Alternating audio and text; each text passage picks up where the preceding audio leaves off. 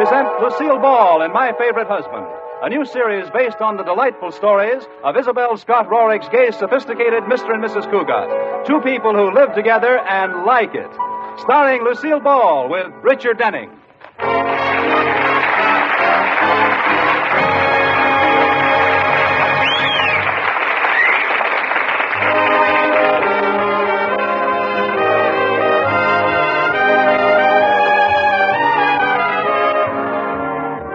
And now, let's look in on the Cougats and see what they're doing.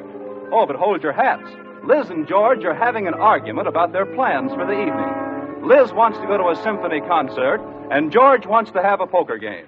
And in this corner, wearing a peak satin housecoat and weighing 120 pounds, battling Liz Cougat. And in this corner, wearing a gray pinstripe suit and weighing 170 pounds, is her husband, Gorgeous George. Well, the first round ended in a draw, and here comes the second round. They come out of the corners fighting. Concert. Poker. Concert. Poker. Concert. Poker. Poker. Concert. All right, we'll go to concert. Now, wait a minute. Who's that concert? Well, I didn't mean it. I was tricked into it. Oh, gee whiz, Liz. Well, why are we arguing so much lately? Well, it's all your fault. Whenever I want to do something, you want to do something else. I don't get it. When we first met, you wanted to do everything I wanted to do. Now, what happened to change that? We got married. Oh, come on to the concert, George. It'll be fun. Think how long it's been since you've worn your tuxedo. Oh, that will be great fun. Now, look, I'm not going, but purely as a matter of information. Why do men have to wear formal clothes to a concert? Because when they fall asleep, the stiff shirt keeps them from slumping over. Well, now I know. I can play poker with a clear mind. Now, what's the matter? You don't love me. You wish you were married to a poker player. Oh, now, honey, I do not. I can see it all now. The bride looked lovely in a white satin gown, sleeve bands, and a green eyeshade. Oh, Liz, please, calm down, honey. I'm sorry I upset you. Then will you go to the concert?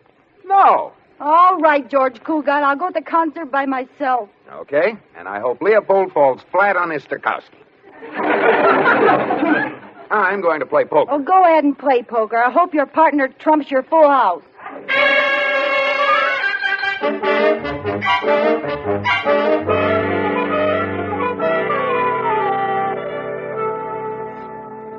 Oh, Mrs. Cougat, can I get you some lunch? Lunch? Oh, I forgot to tell you, Katie. I'm going to a woman's club luncheon. So you better make me a nice big sandwich. I know what you mean. Who's going to speak today? A marriage consultant named Professor Milmoss. He's going to talk to us about happy marriages. I'm so upset about that argument George and I had, I don't even feel like going. Well, why don't you stay home? Oh, I can't. I have to sit on the speaker's platform as an example of a woman who's been happily married for 10 years. Oh, well, it'll be worthwhile if he knows what he's talking about. Oh, certainly he knows. He's been happily married 8 times. I don't know if that qualifies him or not. I've been married 6 times, and I'm no expert. 6 times? I didn't know that, Katie. Let's see. First there was Peter, Harold, Oscar. Then came Orville, Engelbert, and Yancey. Well, congratulations. How can you remember all the names? Oh, it's easy. When they're in the right order, their first initials spell phooey.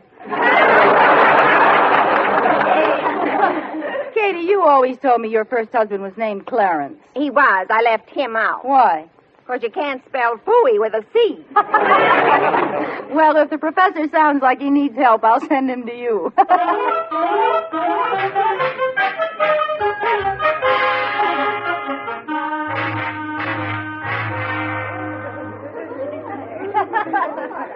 Ladies, quiet, please, ladies. Girls! It is my pleasure to present to you one of the world's greatest authorities on successful and happy marriages, Professor Philpott Milmoss. Professor Milmoss, that's you. They're waiting. Ladies, pardon me till I take a swallow of coffee. There.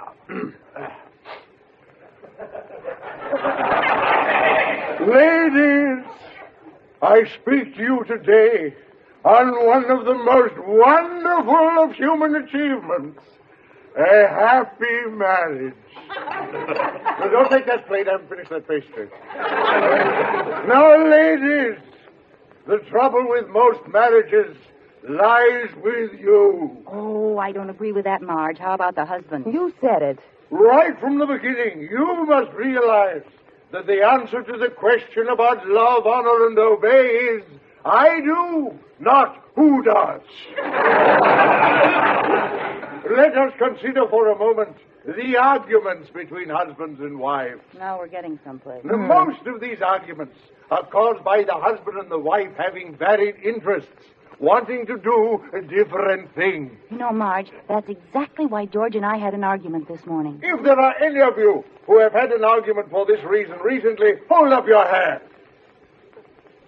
And I see all of you have your hand up. So we will proceed to the remedy. This ought to be good. Be a pal to your husband. Learn to like the things he likes. Be interested in his hobbies. For this way lies peace and happiness in marriage. I'd like to ask a question, Professor. Oh, certainly. Does this system really work? Oh, you have only to read the testimonials in my book, which will be sold at the door as you leave, 79 cents. Well, but, Professor, why does it have to be the woman who gives in? A very interesting question. The answer lies in my book, which will be sold at the door as you leave, 79 cents, I know, yes. Let me quote from page 65. Quote, be your husband's best friend. Be like his dog.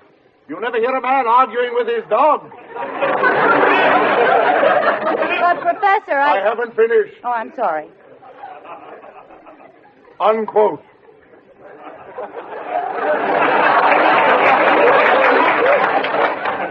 Yes?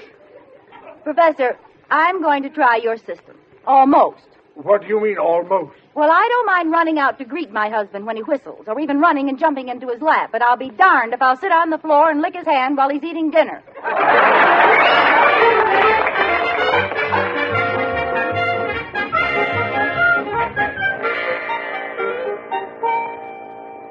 Pardon me, Mrs. Cougat, but Mr. Cougat just came home. You asked me to tell you. Oh, thanks, Katie. I've been studying Professor Milmoss's book all afternoon. Oh, then you learned something from him? Yes, the way to get along with your husband is to let him treat you like a dog.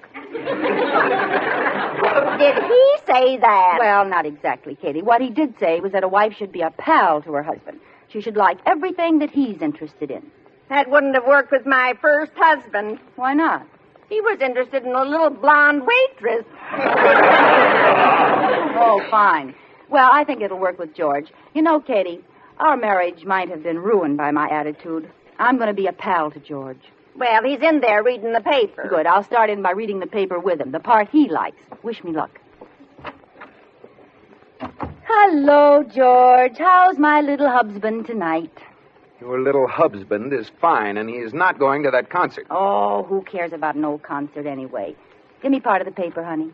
All right. Here's the society page. Society page? Oh, give me something interesting. Where's the sports page? Sports page? Mm-hmm.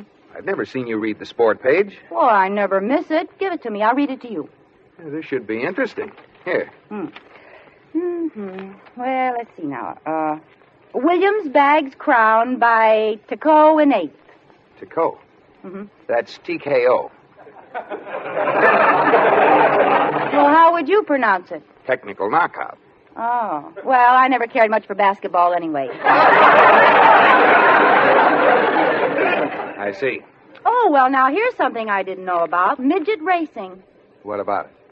They ought to be ashamed making those little men run around the track. Thank you, Ted Husey. And you didn't think I knew anything about sports. Tell me, Red Barber, what else is new in the sports world? Oh, my goodness. This is even worse. They're racing little girls. This I've got to see. It says so right here. Yesterday at Tanforan, a race was won by a 3-year-old maiden. You can't fight a thing like this. You've just got to let it go. Well, she certainly was carrying a lot of money for a little girl. She had $2,000 in her purse.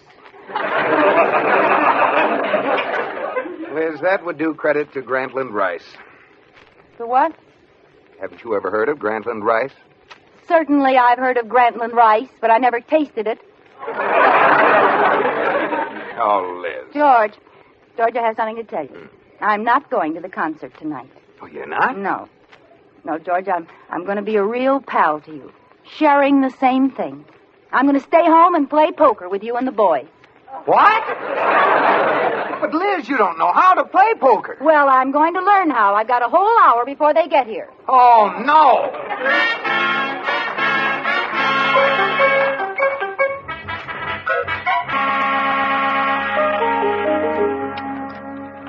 Well, now that you're all here, we might as well get started with the game. Huh, fellas? You're sure you guys don't mind if Liz plays with us? Oh, no. We're delighted. Aren't we, Corey? Wouldn't miss it for the world. You're up. Batter. Oh, let's start. You deal, Joe. Well, all right. Since this fun, I love playing poker. All right, Liz, it's up to you. What is? You start. Start what? Pass? Pass who? You open. Open what? What have you got in your hand? Any pairs? No, they're all different numbers. Can anybody open? No. All right, start then. Funny thing, they were all different numbers. We're all the same suit.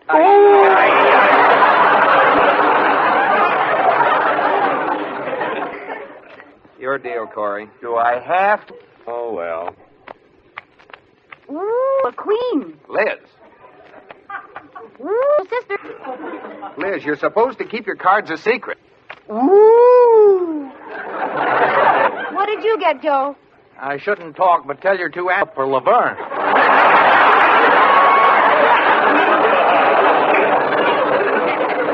All right, I open for two. I'm in. I'm in. Put in 2 chips, Liz. Okay, 1, 2, they are. Cards? They're in your hand. Now, give me 2. 3. How many cards do you want, Liz? Oh, do I get more? You throw away the worst cards in your hand and try to draw better ones. Why? Because that's the way you play poker. Oh, well, which one shall I throw away? The 2 fives.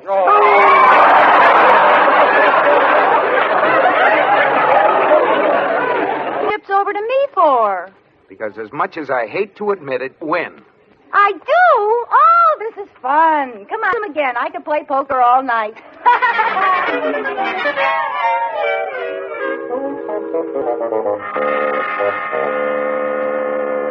Corey, I'm glad you came over. I don't know what to do about Liz. This pal business is driving me crazy. She's still acting like your shadow, huh? Is she? Yesterday, she spent the whole day at the bank. Said she wanted to learn all about my business. Did she find out anything? Yes, she found out how to lock our president, Mr. Atterbury, in the vault. Oh, brother. Mad? I don't know. They couldn't get him out till this morning.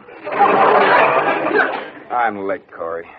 I'm going on a camping over the weekend to get rid of her. Wait a minute, George. I have a wonderful idea. Take Liz on that trip with you. Very funny. Oh, I'm serious. Take her with you and work her head off. By the time she's hiked through the woods, waded through icy streams, and slept on the cold ground, she'll be sick of being your boon companion. Corey, that's a great idea. If I don't kill this thing some way, she'll be buying us mother and daughter suits.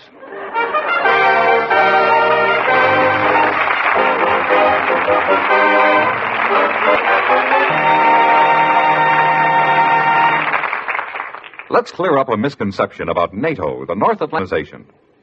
Although NATO is a military alliance of free nations, it is not in violation of the United Nations Charter. The UN specifically permits its member nations to band together in smaller groups to guard their independence. That's why, ever since NATO was founded in April 1949, it has been a help to the UN rather than a source of embarrassment. Because NATO, like the United Nations, is helping to maintain the peace and has served as a most effective deterrent to forces of aggression. Not 1 inch of NATO has been lost through internal subversion or from military intervention the time that NATO has been functioning. And just as important, countries have also raised their economic self-sufficiency of living to. Is it any wonder that NATO is known as the shield and the hope of the free world? Give NATO your support and interest. Learn more about its vital work, military, cultural, and economic. Remember, NATO is guarding freedom.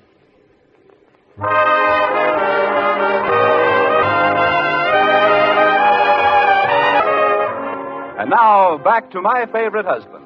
He's going to take Liz on a camping trip to discourage her from being his inseparable pal. Here's a box of food I fixed for Dad. Well, thank you, Katie. George will put it in the car. He and Corey are packing the things in now. Hunting outfit. Fine, but aren't you supposed to wear something red so others can see it? Oh, I'm wearing something red, all right, but it's long and other hunters better not see it. Mrs. Cougat, I don't know whether to tell you this or not. I overheard something around here yesterday. Katie, I'd listen to anything you picked up by eavesdropping, do you? What was it? Well, Mr. Cougat can on this trip make you good and sick of being his pal. He's going to bag it with hunting and hiking and fishing. Katie, are you... I was right outside the room when Corey Cartwright suggested it. Slump on my head. I forgot the door open. Katie, I'm going to give you a day off for service above and beyond. So it was Corey's idea, huh? Just tell him I want to see. Anything else to go, George? Never mind. There's Brutus Cart now. Can I see you a minute, please? I'll be in the kitchen if you want. What is it, Liz? So when I come back from this trip, I'll be sick and a pal to George. Well, how did you find out? A woman's into... Oh, yeah? Yeah. Some tells me your intuition can also cook. You're a fine friend. Oh, I'm sorry, Liz. I was just trying to help you. Is there anything I can do to make it right? Yes. This is going to be the first cross in history. You're going to help me frame George on this trip. Oh, Liz. I'll tell that pretty girl everything I know about you. You don't know anything. Don't know? I can't take a chance. I'll do it. Now, you follow us in your car, and whatever you do, sight. Now, I want you to do.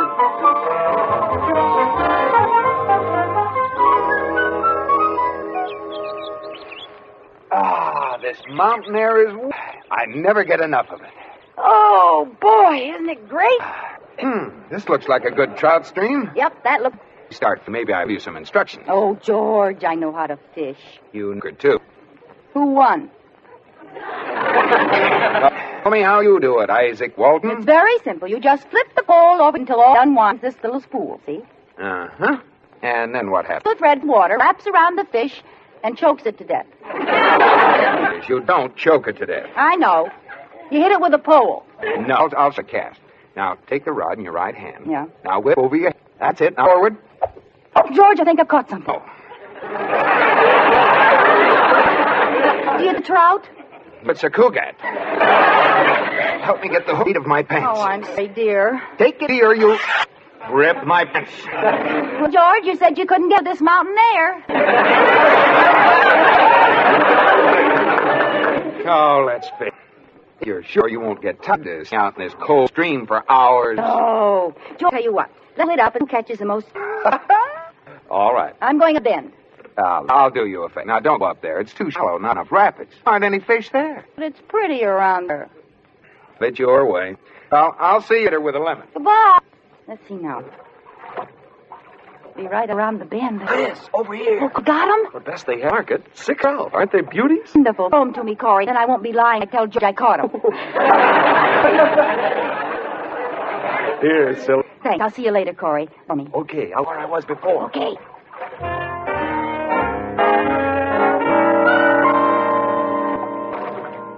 George! George! Em. Hi, George. I was right, huh? Take a magician at your fish up there. Shake hands with Houdini. What do you mean? Haven't you caught fish yet? You? Only this. Only... Liz, where did I caught him. dream? Those fake trout. Yeah? They're strange. Huh. Well, I can't hope to be... you feel up to hiking back? Sure.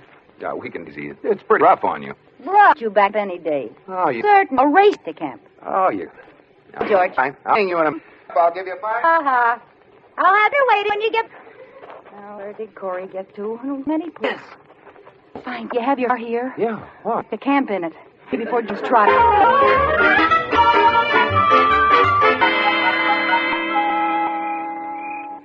It's getting dark, Corey. George yet? No, gee, I'm lost. Oh, wait a minute. There he comes now. Road. Where?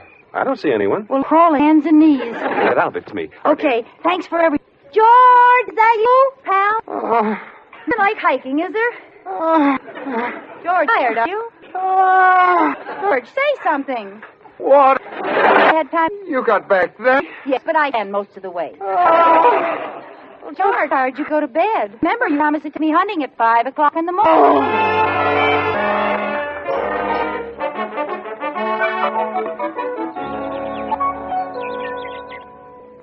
Now, are you sure things, Corey? I think so, Liz. George is... Oh, the poor guy. He was hired. Ashamed to get him out of bed. Now, this one's with me. All right. I hide up tree. Yeah. And every time you I throw on a dead duck. That's right. And if you don't, I'll be a likewise. Now, what if we shoot at a target? I choose horse attached to the fence over there, and I bang this one with a rock like this. Good. Uh-oh. Get up, George. Okay, now don't worry about a thing. Here I am, George. Right up. Yes, dear. Here's your rifle. Oh, what's the first thing I do? You do it. Stop looking down the barrel. Well, let's start hunting. I want to shoot some ducks. Ducks? There aren't any ducks 100 miles of here. Oh, now, these look like pretty good trees to me. Now you're just being stupid. Ducks in swamps, not in trees. Want to bet? If there's a duck in any of these, my name isn't George Cooper. We'll just see. Here goes. What'd you say, Sam? Don't believe it. All gone south for the winter. Well, maybe this one could vacation. Mason, you couldn't get in a million years. Of course I could do it. Watch.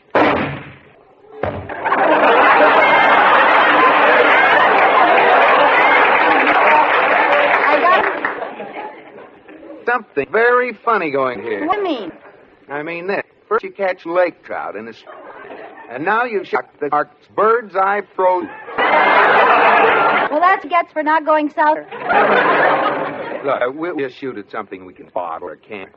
Oh, there's a horse on the fence. Horse? Yeah. Oh, no. We don't want to shoot at that. Oh, yes, you do. But it's so little. Well, maybe you're right. Okay, you do it. Here I go. Yes, you did it. Nothing to it. Why? My eye closed. That. Sensational. Especially as you were facing in the opposite direction. I banked it off that tree over there. Let's see you do that again. All right. Ha ha, you missed it.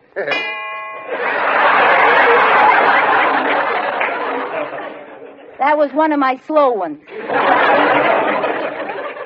Give me that gun, Liz. I'll show you some real fancy shooting. What kind? There's a wolf up in that tree. There is? Yes. A blonde one with a bow tie. You know, they often climb trees to eat ducks. Now, watch this. 1, 2. Hold it, George! Come on down, Corey. It's all over. Put the gun down, George. We were just having a little fun. Are you mad, George? I don't know. It was a pretty cheap trick you pulled on me. Well, it was a dirty trick you pulled on me, bringing me up here to run me ragged. Yeah, I guess it was. Oh, come on. Let's make up, George. Let's not be pals or companions. Let's not even be friends anymore. Let's just go back to being man and wife.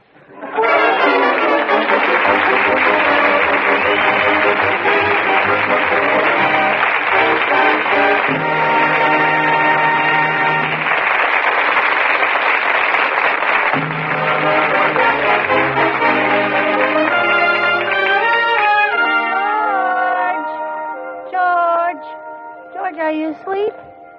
George. Oh, sound asleep. What's this paper pinned to his chest?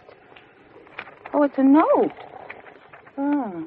Dear pal, yes, I am asleep. I took a sleeping pill to make sure of it. Good night. Oh, isn't he cute? Good night, George.